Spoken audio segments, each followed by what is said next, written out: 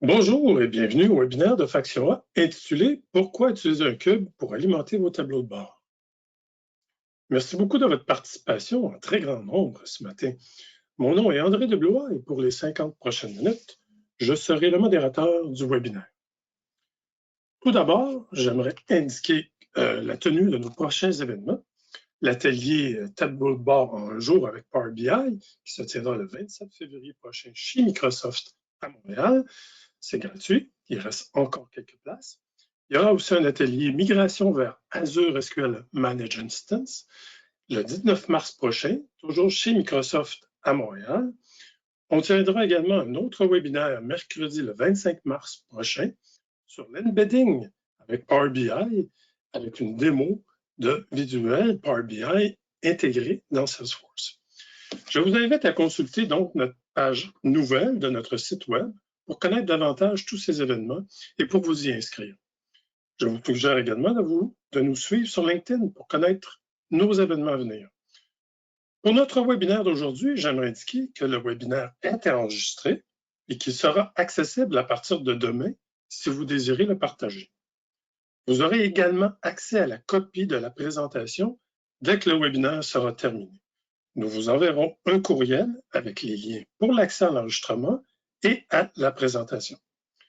J'aimerais vous rappeler que ce webinaire se veut interactif et qu'il est possible de poser des questions par clavardage en utilisant la fenêtre de votre session prévue à cet effet. Objectif.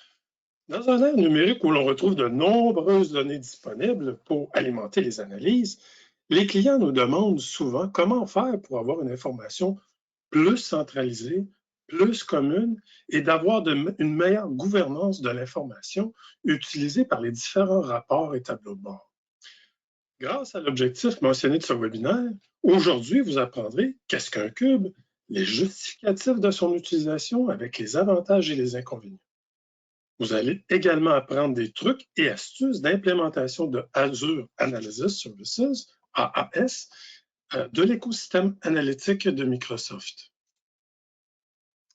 Regardons d'un plus près l'agenda proposé. Nous allons se présenter comme organisation.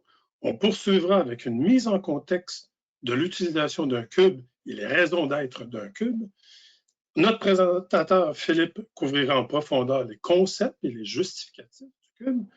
On verra les limites, les différences entre le cube et les jeux de données dans Power BI. On verra aussi des comparatifs de déploiement d'un cube avec AAS. Et on aura droit à une démonstration en direct de l'utilisation de Azure Analysis Services. On poursuivra avec une période de questions et je vous rappelle que nous allons répondre aux questions reçues durant le webinaire et si jamais nous manquons de temps, nous répondrons aux questions individuellement à la suite du webinaire. N'hésitez pas à poser toutes les questions que vous jugez pertinentes au fur et à mesure que la présentation progresse. On terminera avec un court sondage express d'une seule question. On reçoit déjà des questions. Voilà. Donc, merci beaucoup. Donc, qui est Faction A? Je vais vous présenter brièvement qui est Faction A. Faction A est une escouade d'élite professionnelle spécialisée dans les analytiques et pouvant intervenir dans toutes les activités de mise en place de solutions analytiques. Que ce soit de la planification à la construction de tableaux de bord Power BI, en passant par l'architecture, la modélisation et l'intégration de données. Faction A est spécialisée sur la plateforme d'analytique et de décisionnelle de Microsoft et est reconnue depuis 2016 comme partenaire officiel de Microsoft. Faction A détient d'ailleurs la distinction Gold Data Analytics Partner de Microsoft. Donc, Faction A possède l'expertise, le savoir-faire et est reconnue pour avoir des modèles d'engagement flexibles. Si vous voulez en savoir plus, n'hésitez jamais à nous contacter. J'aimerais débuter le webinaire par une mise en contexte qui viendra camper la thématique du pourquoi un cube. Il y a tout plein de bonnes observations discutées avec nos clients quand vient le temps d'aborder les solutions analytiques et du découpage du mouvement de données de sa source à la consommation. Les discussions débutent souvent par est-ce que l'on accède directement les systèmes opérationnels ou pas avec Power BI directement ou pas? Donc, c'est tout plein de bonnes questions qui sont posées initialement quand vient le temps d'aborder les solutions analytiques. Mais de façon plus globale, que ce soit pour les analyses descriptives, prédictives ou prescriptives, les utilisateurs ont des besoins d'accéder les données de multiples sources et de façon remarquée, les utilisateurs veulent avoir la liberté d'interroger les données sur de multiples facettes et ce, d'une façon naturelle. Donc, les utilisateurs s'attendent donc de vivre une expérience utilisateur positive et de pouvoir filtrer, segmenter et interroger les chiffres selon de multiples critères dans l'objectif de formuler des actions qui ont des impacts d'affaires positifs. Les utilisateurs s'attendent donc d'avoir un environnement informationnel sécure, qui est rapide et qui fournit avec très peu de latence des réponses aux multiples interrogations. Une autre observation que l'on rencontre souvent dans les organisations, c'est qu'il y a plusieurs déjà tableaux de bord qui ont été mis en place par différents départements et que maintenant des enjeux surviennent à différents niveaux, comme par exemple, on a un manque d'uniformité de l'information qui est transversale à l'organisation. On constate une duplication de modèles tabulaires créés en silo par les utilisateurs et on retrouve par exemple des mesures ayant le même nom, mais sans les mêmes montants. Et on retrouve des enjeux de maintenance de ces rapports Power BI et on veut avoir une meilleure gouvernance de données et un standard des mesures certifiées. On rencontre aussi des enjeux au chapitre de la performance dans l'accès. Effectivement, parce qu'avec de plus grands volumes de données qui sont rendus disponibles, avec plusieurs calculs et agrégats à traiter comme des comparatifs multi-années, ça demande de bonnes capacités de traitement et surtout lorsque ces calculs sont exécutés a posteriori, donc par chaque rapport, au lieu d'être précalculés une fois en amont de la consultation de l'information. On rencontre aussi des difficultés dans le croisement et l'harmonisation des données provenant de multiples sources, autant internes qu'externes. Les utilisateurs veulent croiser plusieurs sources de données et on observe la difficulté à synchroniser et à harmoniser sur une base commune les données et les mesures dérivées par chaque rapport. L'autre enjeu qui est toujours constant chez les organisations, c'est la sécurité de l'accès à l'information qui n'est pas toujours bien appliquée et implémentée. Et évidemment, il manque des contrôles de qui peut voir quoi, par exemple. Il manque des contrôles dans le partage de tableaux de bord à l'interne comme à l'externe, ou bien même lorsque Power BI est embedded dans les applications opérationnelles. Il y a aussi des enjeux au niveau du déploiement de tableaux de bord. Donc, au niveau entreprise, ça va bien quand le déploiement ou l'utilisation des tableaux de bord est personnel et voire départemental à la limite. Cependant, lorsqu'on veut déployer à plus grande échelle, il existe plein de difficultés et c'est ces difficultés-là qui nous sont souvent mentionnées. Juste avant d'expliquer les raisons d'être d'un cube, j'aimerais vous lancer une question parce que, en fait, de faire un petit sondage éclair pour avoir votre opinion sur une question qui est très simple. En fait, la question est, où en êtes-vous avec l'utilisation de Power BI et AAS ou l'utilisation d'un cube AAS? Donc, je vais vous laisser un petit 15 secondes pour répondre et ensuite, je vais partager les résultats. Donc, j'aimerais juste avoir un petit 15 secondes, donc votre opinion, et je vais vous partager là, les résultats qui sont en direct, là, qui sont en train de s'enregistrer. Donc, je vous laisse encore un petit 5 secondes. Alors, vous pouvez répondre à votre guise. Donc, la question est, où en êtes-vous avec l'utilisation ou avec Power BI et AAS? Donc, les réponses sont, il y a 4 réponses. Donc, à vous de choisir. Je vous laisse encore 5 secondes. Donc, 1, 2, 3, 4, 5. Et ce que je vais faire à ce moment-là, je vais pouvoir partager les résultats qu'on a obtenus du sondage. Donc, je ferme le sondage et je vais pouvoir partager les résultats. Donc, ça ne me surprend pas tellement parce qu'on voit que 41% qui répondent en disant que on n'utilise pas de cube encore ou on a des problèmes. Donc, on le constate de visu par ce que les clients nous mentionnent souvent. Il y a quand même 30% ou tout près de 30% qui n'utilisent pas encore Power BI. Et bon, le 18%, on utilise un cube et tout va très bien, merci. Bon, c'est bon pour eux. Et l'autre 13%, on utilise un cube et on a des problèmes. Donc, on constate quand même de façon générale que il y a les gens qui n'utilisent pas ou qui utilisent des cubes, mais qui aimeraient peut-être en savoir un peu plus. Donc, c'est bon.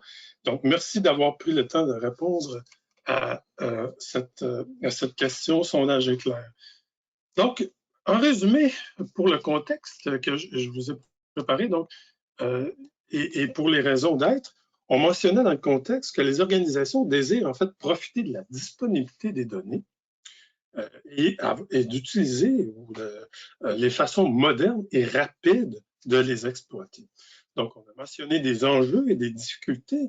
Et pour contrer les difficultés mentionnées, les organisations se demandent comment faire une alternative à considérer et de mettre en place un cube avec Azure Analysis Services. Donc, pourquoi? Parce que le cube est une structure de données optimisée pour le reporting et l'analytique. Le cube fournit un accès rapide aux mesures puisque les calculs et agrégats sont exécutés en amont de l'accès. Donc, les calculs comme les sommes, les moyennes, les prix médians, que ce soit par notion de temps, par produit, par région, ces calculs sont déjà précalculés et centralisés dans cette structure, donc non répliqués à travers les rapports. Donc, ces calculs centralisés et effectués en amont permettent de rendre beaucoup plus performant l'accès aux mesures dérivées, en plus de réduire la contention sur les systèmes opérationnels. Notre présentateur aujourd'hui va aborder en plus grande profondeur les principales raisons justificatives du cube, les choix possibles et surtout de voir comment ça se définit dans Azure Analysis Services avec une démonstration en direct.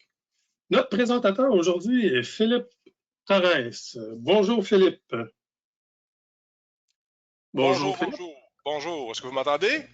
Oui, on t'entend bien. Merci Philippe.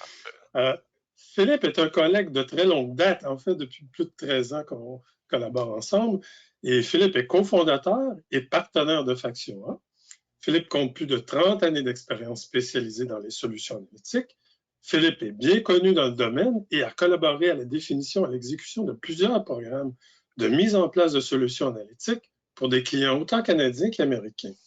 Sur ça, je vais laisser la parole à Philippe afin qu'il nous éclaire et inspire sur les justificatifs d'un cube et de sa mise en place. Alors, Philippe, je vais te passer le contrôle à l'instant. Alors, un instant, give control. OK. Alors, Philippe, je te passe le contrôle. Donc, Philippe, à toi la parole. OK, d'accord. Je vais juste présenter mon écran. Une seconde, show my screen. Là, je vais poser la question, André, est-ce que vous voyez mon écran? Oui, l'audience devrait voir ton écran et on t'entend bien. Merci. Parfait, super. Bon, alors bonjour tout le monde. Merci de participer en grand nombre à ce sujet à ce webinaire, je pense qu'il couvre un sujet assez chaud là, dans le marché actuellement, suite aux observations qu'André vous a partagées. C'est exactement le cas. Donc, moi, ce que je vais faire les prochaines minutes, je vais vous entretenir sur les différences ou pourquoi on utilise, c'est quoi un cube, pourquoi on utilise un cube versus d'autres genres de modèles de stockage, spécialement les jeux de données Power BI. Puis je vais aussi faire un tour d'horizon de comment ça se gère, puis une petite démo, on va faire une petite démo avec Power BI, puis tout ça. Donc, ma petite farce d'entrée aujourd'hui, c'est je regarde le cube, ça me fait penser à ceux qui sont des adeptes de Star Trek, ça fait penser à un cube des Borg, pour ceux qui savent qu'est-ce que c'est, mais c'est pas ça. Je vous suggère aussi grandement d'écouter la nouvelle série de Star Trek sur CTV Online, ça vaut vraiment la peine. Alors, je vais m'arrêter là pour les comparatifs avec la science-fiction, mais un cube, c'est quoi? En fait, un cube, c'est une structure de stockage qui est faite spécifiquement pour les données en mode analytique. Hein? Donc, ça fait longtemps que ça existe, ce genre de structure-là. Puis traditionnellement, c'est représenté par ce qui ressemble à un cube Rubik complexe, là, où est-ce qu'on voit qu'on a à l'intersection de toutes les dimensions et toutes les valeurs dimensionnelles, finalement, de notre contexte de nos données analytiques, on a des intersections dans lesquelles on a calculé, on a précalculé des mesures, hein, des valeurs. Donc, ça, c'est la représentation traditionnelle d'un cube qu'on voit depuis 25 ans ou 30 ans. Microsoft, il y a quelques années, a introduit un modèle différent qu'on appelle le modèle tabulaire. Donc, on voit le modèle traditionnel d'un cube, d'ailleurs, qui était implanté dans les cubes traditionnels de Microsoft, versus un modèle qui est tabulaire, qui, à la base, c'est une structure de stockage qui est strictement représentée par des tables. Pas vraiment de hiérarchie là-dedans, un peu comme dans un cube, mais un cube traditionnel. Alors, c'est représenté par des tables. La différence entre les deux, ben, la structure multidimensionnelle, comme je disais, est très différente d'une base de données relationnelle. Bon, ça permet de développer des rapports, générer des rapports rapidement, puis ça a été supporté jusqu'à SQL Server 2016. Mais on remarque que la plupart des nouvelles fonctionnalités au niveau analytique tournent autour du modèle tabulaire. C'est vraiment là que c'est par là que Microsoft avance tant au niveau d'Azure qu'au niveau des fonctions de Power BI et tout ça. Donc, le modèle tabulaire a été introduit en 2012, puis chaque nouvelle version du serveur là, a montré des nouvelles fonctionnalités. Le modèle tabulaire utilise un moteur de traitement qui est fondamentalement différent que les versions précédentes.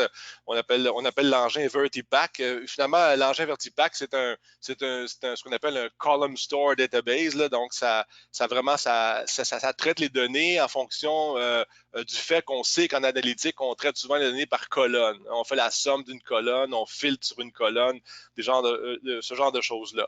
Puis l'engin offre aussi une meilleure compression de données. Donc, c'est pour ça que, surprenamment, on peut stocker des grandes quantités de données, même sur notre desktop avec Power BI.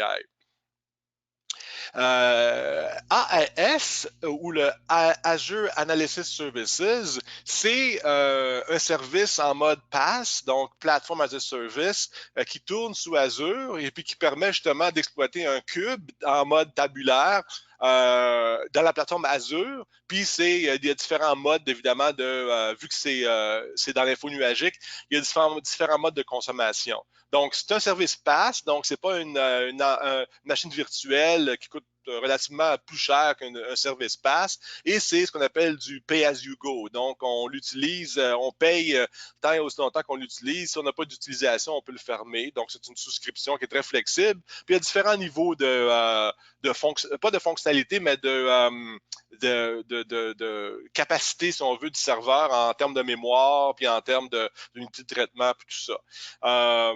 Donc, c'est un service qui inclut toutes les fonctionnalités avancées de mashup, les mêmes choses qu'on retrouve dans Power BI. Lorsqu'on va importer des données, on les retrouve dans AAS. Et d'ailleurs, quand on importe des données, on retrouve le même genre de paradigme de Power Query qu'on retrouve dans Power BI. On peut définir plusieurs sources de données, définir des mesures, sécuriser les données. Puis le service AS, évidemment, ça donne un moyen, je pense, plus simple et plus rapide pour explorer d'énormes quantités de données. Quand on a beaucoup de données, puis on va voir un peu les différences, pourquoi on resterait dans Power BI ou on irait dans un cube. On va les voir. Puis en passant, dans ma présentation, j'ai fait exprès d'écrire beaucoup de texte. Là, hein? Donc, prenez pas le temps de lire tout ça là, dans le PowerPoint ou dans le PDF qu'on va vous envoyer. Vous prendrez le temps de relire ça tranquillement. Là, donc, ça ne vaut pas la peine de se casser la tête et d'essayer de lire tout ça. Là. Et donc, si je continue, AF offre aussi beaucoup de fonctionnalités pour le déploiement sécurisé. Hein, quand on commence avec Power BI, on fait des projets personnels, peut-être, comme André disait, départementaux, mais quand on se met à vouloir partager tout ça avec des gens à l'interne, des gens à l'externe, tout ça, là, la sécurité devient peut-être un enjeu qui est plus important. Puis AS a des fonctionnalités pour supporter ça. Donc, si on regarde je ne sais pas pourquoi ma flèche ne fonctionne pas, là. Excusez, je vais essayer d'avancer. Bon, voilà. Si on regarde une architecture de référence de base, parce qu'évidemment, il y a plusieurs, on peut décliner ces architectures-là de milliers de façons, là. Ça dépend de pas quelque chose, mais de base, on a nos sources de données. Là, on va assumer, on va prendre par hypothèse un déploiement de style Azure. Donc, on a toute la partie d'ingestion des données. On met ça dans un blob storage ou dans un lac de données. On a le Data Factory qui va nous permettre de faire des flows, puis de faire des séquences, des séquencements de chargement vers une structure SQL qui est soit SQL Database ou le Managed Instance ou le SQL Data Warehouse, dépendamment des besoins. Puis après ça, on a notre fameux cube qui va aller s'alimenter de ces données-là. Notez que ça pourrait s'alimenter de plusieurs choses différentes. On pourrait aller prendre des fichiers Excel directement dans le storage blob si on voulait, mais pour le moment, on va parler d'architecture de référence. L'analysis server va aller s'alimenter de la structure SQL et finalement, les outils de visualisation, que ce soit Power BI, Excel ou autres, vont aller se connecter sur le cube en question. Tout ça géré dans un contexte de gestion, si on veut, d'authentification dans le AAD ou le Azure Active Directory. Tantôt, je parlais du moteur Vertipack. Alors, c'est le même moteur qu'on retrouve dans Power BI. Donc, on a un engin de calculation pour le DAX, donc, qui est le langage qui est utilisé pour la couche sémantique dans Power BI et dans AAS aussi. Et on a l'engin Vertipack qui, lui, va traiter les requêtes en mode column store. Je vous montre ici un exemple de déploiement de Power BI, simplement pour noter le concept ici du dataset ou le jeu de données.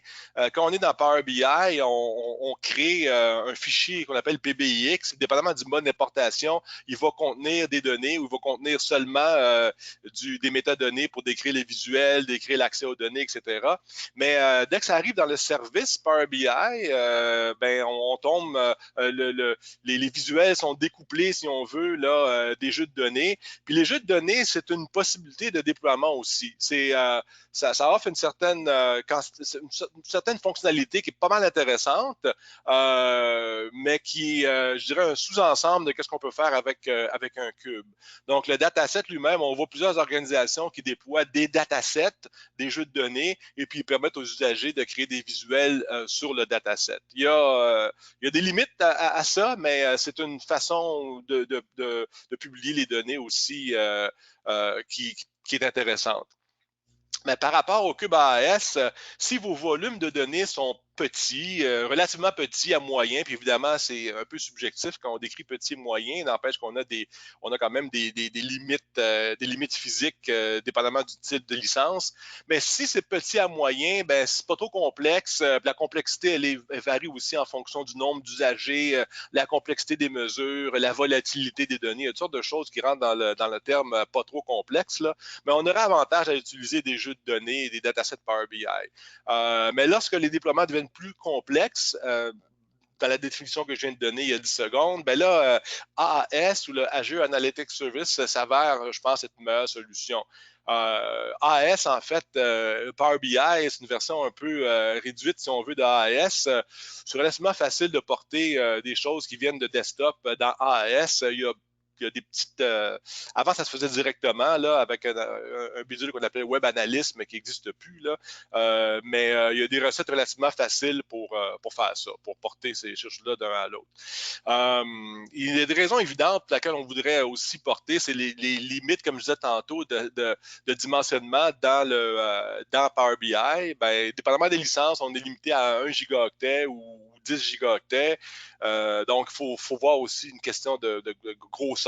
Généralement, c'est pas toujours la raison principale. La raison principale, c'est d'autres choses. C'est comme André mentionnait tantôt, la centralisation des règles d'affaires, le déploiement multi-usager. C'est plus ça qui va influer, qui va influencer.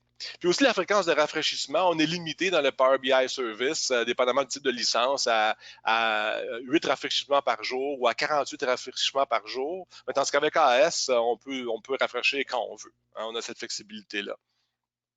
Bon, ça, je vous le donne un peu par référence, des limites de capacité. Vous irez voir sur le site de Microsoft, mais on a des limites de capacité, même en partagé, de 10 gigaoctets. Puis on a des limites quand on a la capacité premium, qui est quand même relativement dispendieuse. Il y a une limite de 100 téraoctets pour les espaces de travail. Ça aussi, c'est une référence, vous irez voir là-dessus, c'est les limites par rapport au AAS qui sont pas mal plus étendues que celles de Power BI. Alors, les questions qu'on peut se poser, c'est ben, Power BI ou AS tabulaire. Ben, comme je disais tantôt, il y a un meilleur support pour l'actualisation des données. On peut actualiser quand on veut. Tantôt, dans la démo, je vous le montrerai. On peut actualiser les données quand on veut. On peut contrôler le temps d'actualisation. On peut aussi actualiser des grandes volumétries en utilisant ce qu'on appelle des partitions dans le cube. Donc, quand on a des partitions, c'est un espace dans lequel on va stocker des dimensions ou des faits. Puis si, par exemple, on a des dimensions dont la fréquence de rafraîchissement est vraiment faible, donc sont mises à jour que très peu fréquemment, ben là, on peut stocker ça dans une partition qu'on va rafraîchir une fois de temps en temps. Tandis que si on a des faits qui sont volatiles, qui roulent tous les jours, ben là, on peut stocker ces données-là dans une partition qu'on va rafraîchir plus fréquemment. Donc, on a un meilleur contrôle granulaire de ce qui est rafraîchi dans un cube qu'on peut l'avoir dans Power BI.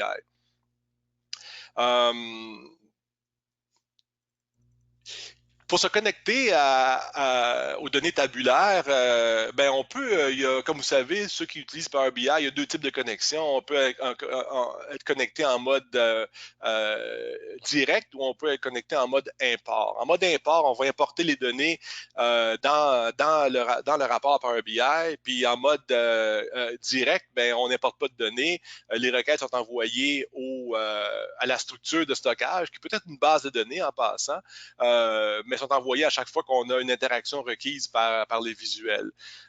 C'est sûr que nous, on va décourager l'utilisation d'un cube, on va encourager la connexion directe parce qu'on peut avoir les données plus en temps réel, il n'y a pas de volume de données qui transigent à travers le réseau, puis tout ça. Donc, c'est vraiment ce qu'on va voir tantôt de toute façon, c'est une connexion live Power BI, puis c'est ça qui est recommandé.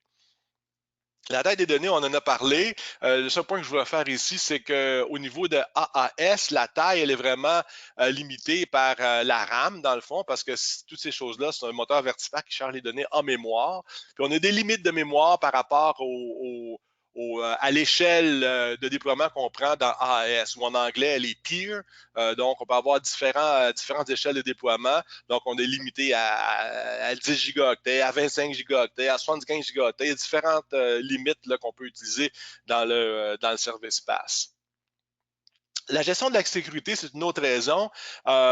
Souvent, avec Power BI, c'est les mêmes personnes qui gèrent la sécurité et qui gèrent les rapports. Encore là, ce sont des petits déploiements. Tandis qu'avec Analysis Services, ben, la sécurité, elle est un peu gérée comme dans une base de données, si on veut. Donc, les rôles, les permissions, tout ça. D'ailleurs, c'est des opérations qui sont familières à des gens qui font la gestion des bases de données, la gestion de la sécurité, puis des rôles, justement, dans AAS. Donc, on a une dissociation entre la gestion de la sécurité et la gestion des visualisations et de la modélisation comme telle. Puis ce travail-là, comme je disais tantôt, là, il est intégré aux opérations de base de données. Encore là, on parle de séparation, ça peut être important dans vos organisations. Dans les grandes organisations, ils nécessitent en fait d'avoir une séparation. C'est difficile à faire c'est difficile à faire dans Power BI, tandis que dans AS, c'est beaucoup plus facile. Il y a aussi le concept de développement partagé. Ça peut être une considération pour certains. Mais dans Power BI, c'est un peu, il y a un certain partage dans le sens qu'on peut gérer, par exemple, les jeux de données, les datasets, puis on peut gérer les rapports de façon séparément. Donc, on peut avoir des gens qui produisent des datasets, des jeux de données, puis des gens qui produisent des visualisations. Donc, ça se sépare relativement bien. Dans AS Tabular, c'est dans le modèle tabulaire de AS qui est géré dans le fond dans Visual Studio et dans SSMS, dans SQL Server Management Studio. L'idée de faire du développement partagé est assez assez bien implanté dans VS, dans Visual Studio. Donc, on pourrait, par exemple, stocker nos modèles dans un Git, puis on pourrait avoir des branches, puis on pourrait avoir des branches pour le développement, pour l'assurance qualité, on pourrait avoir des branches pour les différentes fonctionnalités de développement, puis les rescinder ou les fusionner. Bon, il y a des outils de fusion qui existent, là, c'est pas directement supporté par Microsoft, mais ça fonctionne très bien. On les a utilisés souvent, donc on peut fusionner même différentes branches. Donc, si une personne travaille sur la version 1 du modèle, l'autre travaille sur 1.5, ben, on peut fusionner ça dans un 1.6, par exemple. C'est des fichiers JSON, donc ça se manipule très bien. Une fois qu'on a les outils, c'est-à-dire les modèles dans AS, ben on peut se connecter avec Power BI. Avec ça, on va vous montrer des exemples tantôt. Puis si vous utilisez d'autres outils comme SSRS, Tableau ou Click, ben on peut se brancher aussi sur les cubes les cubes SSAS ou les cubes AS, je devrais dire. Au niveau des coûts, c'est sûr que la modélisation de Power BI est sans frais. Ben, si on utilise AS tabulaire, ben, il faut prendre en ligne de compte les licences pour les souscriptions et les infrastructures supplémentaires. Tantôt, je parlais de migration des jeux de données de Power BI vers AAS. On peut le faire, je ne le ferai pas ici, là, mais je vous conseille d'aller voir le blog là, de Eric Svensson là, pour comment migrer. Comme je disais tantôt, dans les versions d'AAS, il y a peut-être un an et demi, là, on avait un truc qu'on appelait le Web Designer, puis on pouvait directement importer un fichier, un dataset de Power BI, mais on ne peut plus faire ça aujourd'hui. La fonctionnalité a été enlevée par Microsoft. Pourquoi, je ne sais pas, mais je sais qu'elle n'est plus là. Donc, moi, ce que je voudrais faire, c'est peut-être une petite démonstration, une espèce d'échange entre le portail Azure puis la connexion avec Power BI puis ce genre de choses-là, comment on gère ça dans Visual Studio. Donc, les prochaines 20 minutes à peu près, là, je vais prendre du temps pour faire un peu un tour rapide du portail Azure. On va se connecter avec Power BI, on va créer quelques rapports, on va ajouter des données dans le cube, on va reconnecter avec Power BI, ce genre de choses-là. Donc, je vais sortir de là, puis la première chose que je vais faire, c'est d'aller dans le portail. Donc, alors ici, je suis dans le portail Azure, puis on voit, en fait, ce que je vois, c'est, en anglais, on appelle ça une blade. En fait, c'est la page de configuration ou une page de sommaire pour mon cube. Alors, j'ai déjà déployé, pour ceux et celles qui sont familières avec les modèles de démonstration de SQL Server. Ici, on peut charger le fameux AdventureWorks, là, qui est des ventes d'Internet d'une quantité de produits. Puis, on voit les modèles qui sont gérés dans notre instance d'Azure, l'instance de AS. On voit qu'elle est démarrée. Je peux la poser. Je vois ici que j'ai une souscription qui est en mode Pay as you go. Ma souscription, c'est une D1, donc c'est la plus petite qui existe. On voit que c'est le pricing. En passant, tout ça, peut être en français. Moi, je l'ai mis en anglais, là, je m'excuse, mais tout ça peut être en français.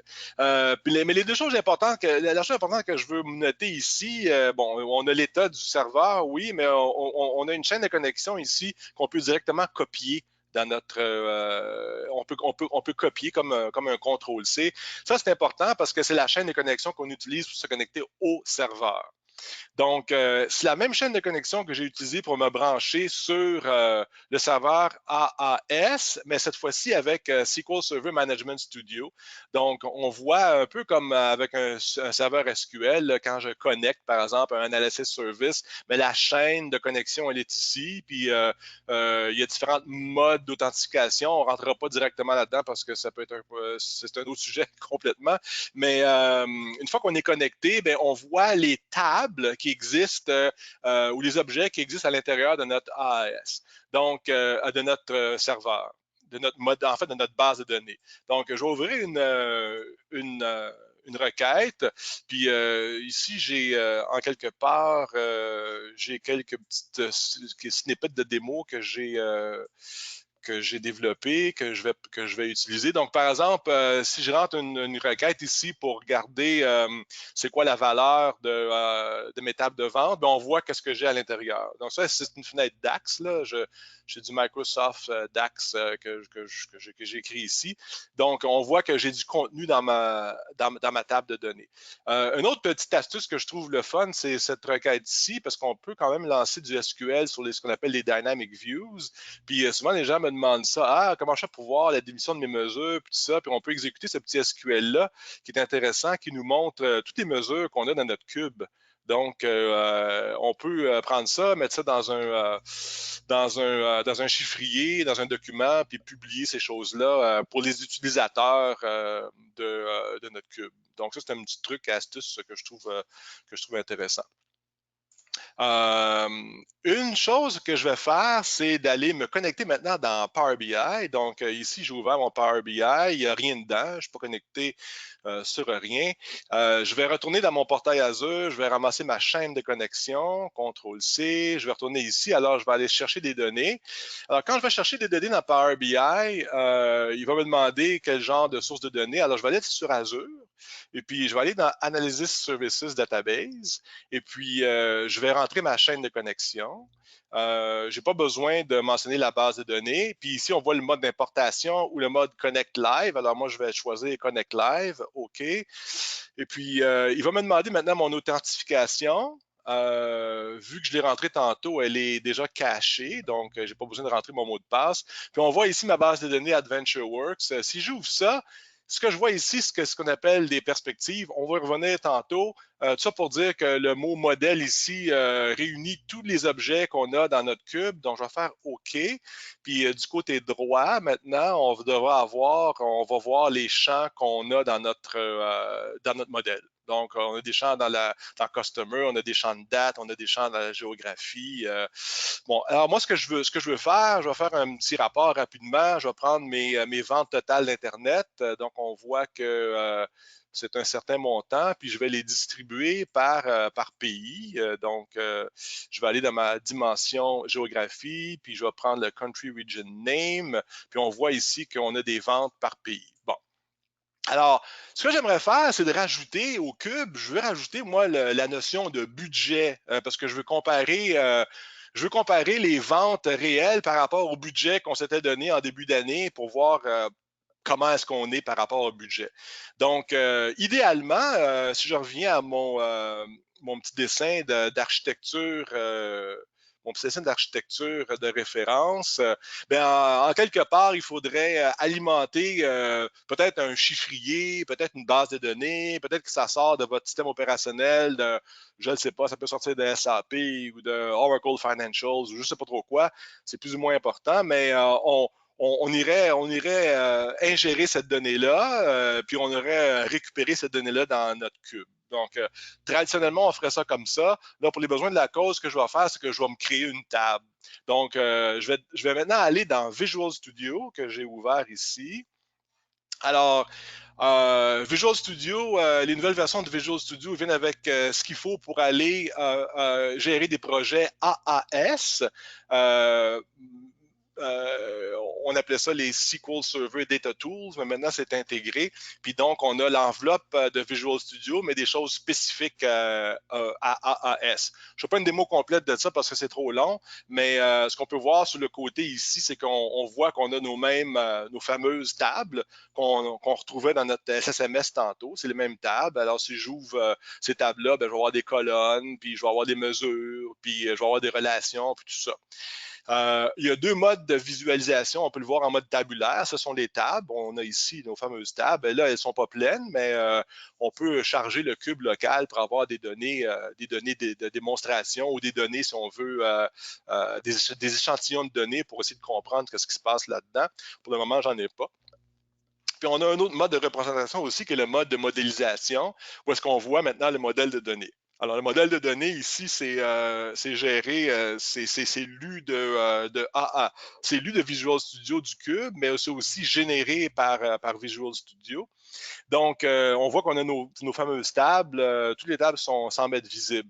Alors, ce que je vais faire, c'est que je vais importer, en fait, je vais créer une table de budget à la main. Donc, je vais aller dans le mode tabulaire ici, puis je vais cliquer là-dessus pour créer une nouvelle table. Alors, la nouvelle table, je vais la créer avec du DAX. Donc, on a une table ici qu'on va nommer Internet Sales Budget by Country.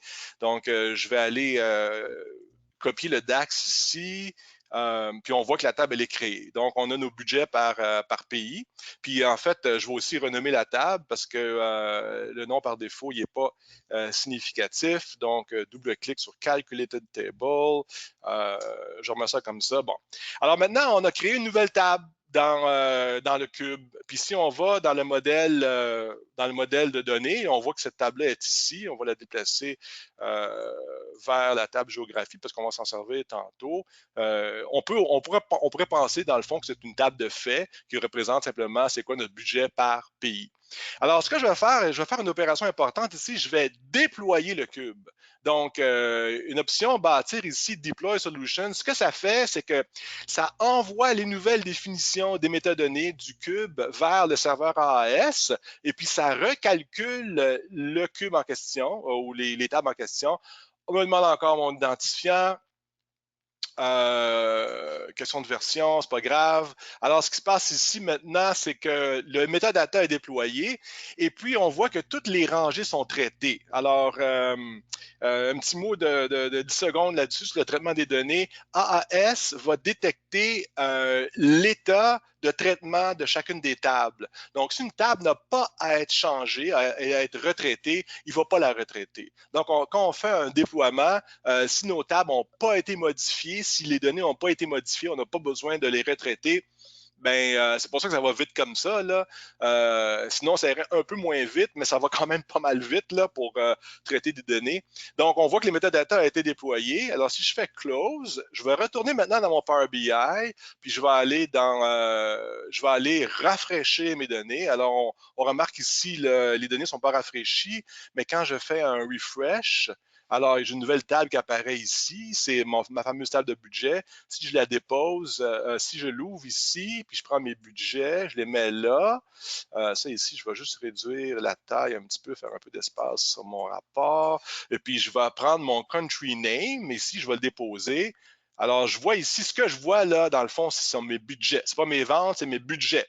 Mais idéalement, ce que je veux, c'est de pouvoir comparer les deux. Hein? Donc, moi, je penserais que je pourrais prendre mon budget ici, puis le déposer dans mon rapport ici, puis hop, on voit qu'on a une erreur parce que là, c'est typique dans un modèle où il manque des relations. Donc, on voit que tous mes budgets sont répétés multiples fois, puis ça ne fonctionne pas. On a ce qu'on appelle en bon français du double counting. Donc, pour régler la situation, c'est un problème de modélisation. On voit que cette table-là, elle n'est pas reliée à rien. Là. Donc, Power BI fait ce qu'il peut avec ça. Alors, ce que je vais faire, c'est que je vais introduire ce qu'on appelle une table de pont. Donc, je vais simplement aller chercher les valeurs distinctes de mes pays. Je vais créer une nouvelle table. Donc, je vais rentrer mon DAX ici pour créer les valeurs distinctes. Je vais changer le nom de cette table-là. Je vais l'appeler comme ça, ma table de pont. Et puis, je vais changer le nom ici. Je remets ça comme ça. Alors, je viens de créer une nouvelle table. Mais cette fois ici, je vais corriger mes relations. Donc, la nouvelle table est dans quelque part du côté droit. Je vais la pousser ici. Alors, finalement, ce que j'ai, c'est que j'ai une table de pont entre la dimension géographie puis la table de fait qui est ici. Donc, sur la base des country names, je vais aller relier ma relation ici. Alors, c'est une relation qui est 1 à plusieurs du côté géographie, ça va. Puis ensuite de ça, je vais relier mon country name ici, qui est ma table de fait, à ma table de pont. une relation 1 à 1 avec un fil bidirectionnel parce que Analysis Services détecte sait qu'il y a seulement une unicité ici puis une unicité là, donc il ne fait pas la différence, donc il met ça. C'est comme si c'était une grande table, si on veut. Alors, opération typique, j'ai fait un changement, je vais faire Build, Deploy Solution, même chose que tantôt. On va déployer la solution. Donc, le metadata a été déployé. Je reviens à mon Power BI. Je fais un refresh. Ça prend un certain temps, excusez. Bon, ça ne sera pas très long.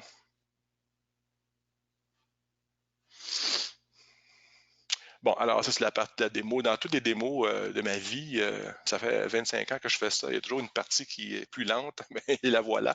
Alors, on a introduit la fameuse nouvelle table de bridge, mais on n'a toujours pas de différence. Puis, pour des raisons qui sont hors de l'enveloppe de cette présentation, l'erreur, elle est ici. L'erreur, elle est ici. La relation, oups, il faudrait que j'arrête le traitement, donc je vais faire close.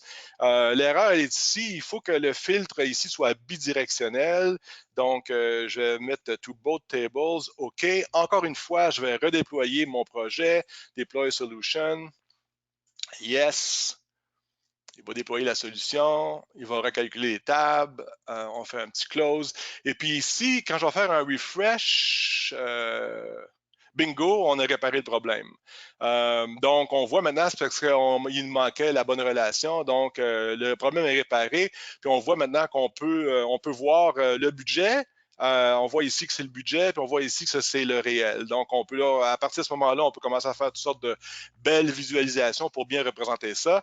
Puis, pour bien finir le travail, on pourrait peut-être même faire disparaître ces tables-là parce que c'est pas vraiment ces tables-là sont pas vraiment intéressantes pour l'usager. Donc, on pourrait dire, ben, cette table-là ici, je vais la cacher de mon jeu de données du point de vue Power BI. Puis ici, je vais cacher cette colonne-là parce que dans le fond, je n'ai pas vraiment besoin de voir le country region name parce qu'elle se trouve déjà ici. Encore une fois, je vais build, je vais rebâtir la solution, je vais envoyer ça, je vais rafraîchir mes données dans Power BI, donc refresh mes données dans Power BI, puis on voit ici, ça a disparu. Alors maintenant, si je recommence mon rapport au complet, alors je dis, ben moi, je veux voir par exemple les ventes. Donc, j'ai mes Internet Total Sales qui sont ici. Je veux voir aussi mon budget qui se trouve dans mes tables budget. Je vais mettre ça ici.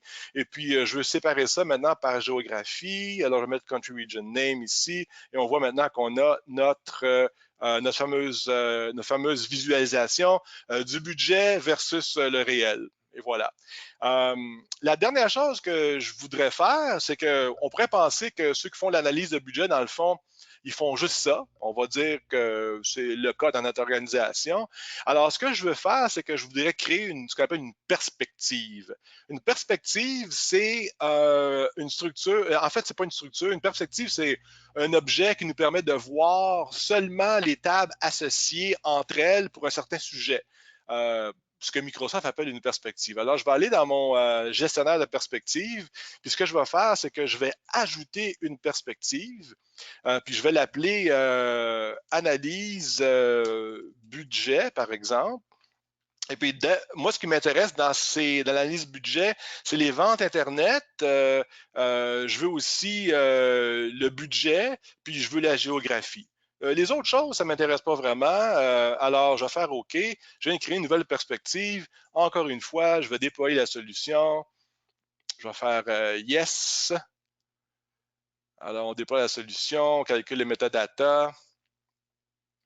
Et voilà, je fais close. Là, ce que je vais faire, par contre, c'est que je vais aller dans un nouveau Power BI. Je vais ouvrir une nouvelle instance de Power BI. Juste pour vous montrer un bidule rapidement. Quand je vais me connecter cette fois-ci, je vais aller chercher ma fameuse chaîne de connexion dans mon portail. Donc, dans mon portail, j'ai ma chaîne de connexion que je vais ramasser ici. Je vais aller dans mon nouveau Power BI. Je vais me connecter aller chercher des données.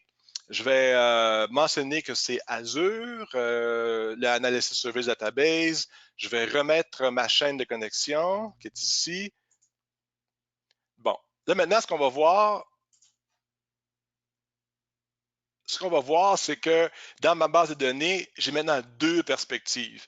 Une chose que vous devez savoir, c'est qu'on peut limiter les perspectives par usager. Donc, on peut dire tel genre de rôle a seulement droit de voir ce genre de perspective-là ou a droit de voir. Bon, ça dépend de la chaîne de connexion qu'on a, des rôles qu'on a. Mais ce que je vais faire, c'est qu'au lieu de choisir modèle, qui sont tous mes objets, je vais aller dans mon analyse de budget, qui sont seulement les objets pour l'analyse budgétaire. Alors, je fais OK.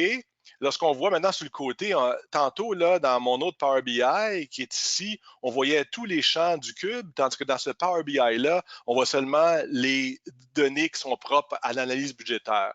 Encore une fois, je vais faire le même rapport. Là. Je vais prendre mes total sales d'Internet.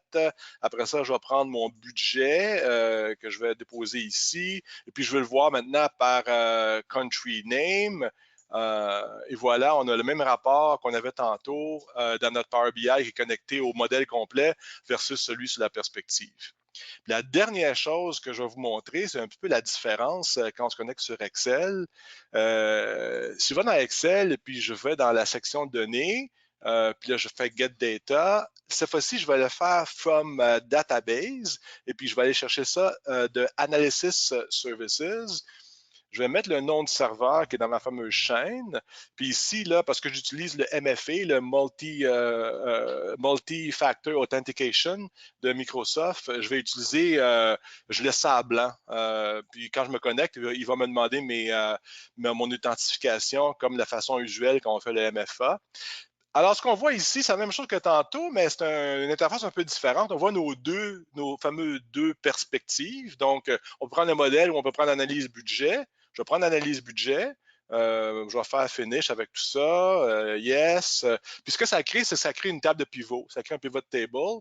Puis dans ma pivot table, ben, c'est un peu comme tantôt. Là. Alors, je vais voir mes Internet Total Sales. Après ça, je vais aller dans mes Internet Sales. Après ça, j'ai ma géographie que je veux présenter dans les rangées. Puis après ça, je vais présenter mes budgets là-dedans.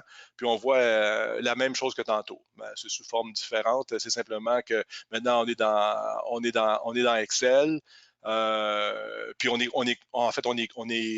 est connecté au cube. Alors, si je prends une charte comme celle-là, OK, bingo, ben on a les mêmes données, mais cette fois-ci, c'est en fonction de. On s'est connecté sur Excel, tout simplement. Donc, je pense que je suis rendu au bout. André, je vais te passer le compte. Puis en passant, j'ai laissé dans la présentation des captures d'écran d'à peu près tout ce qu'on a fait tantôt. Là. Donc, pour référence, vous pourrez aller le chercher. Donc, André, je te redonne la parole. Super, merci beaucoup, Philippe. C'est très apprécié. En fait, beaucoup de partage de connaissances sur les notions du cube et d'avoir aussi montré comment se vit l'expérience avec Azure Analysis Services. Donc, c'était excellent. Merci beaucoup. Et aussi d'avoir fourni du matériel quand même explicite et détaillé, donc qui peut être très utile aux participants. Juste pour revenir, donc, pour expliquer les justificatifs du cube, en fait, on a parlé d'accès plus rapide que le cube nous offre. On a parlé de centralisation des mesures dérivées et des règles d'affaires qui viennent contribuer à une meilleure gouvernance et à faciliter aussi la mise en place d'un catalogue de données. On a parlé de la sécurité, les exemples de perspective est un bon cas, donc au niveau du cube, et de l'élasticité de Azure Analysis Services. Donc, j'espère que toute l'information qui a été présentée vous est utile. Donc, si vous avez des questions supplémentaires par rapport à ça, ou si vous avez besoin de plus de réflexion par rapport au justificatif ou la mise en place d'un cube, je vous invite à communiquer avec nous et ça nous fera plaisir d'échanger avec vous. Donc, juste avant passer à la période de questions. Je vous rappelle